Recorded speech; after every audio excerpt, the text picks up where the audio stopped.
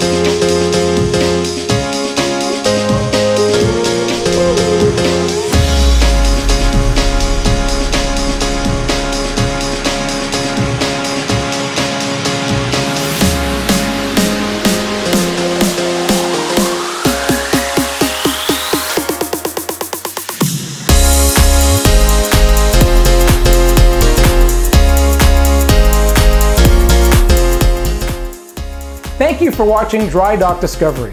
Don't forget to like this video, post your comments and questions, and subscribe for more Talking Cruise.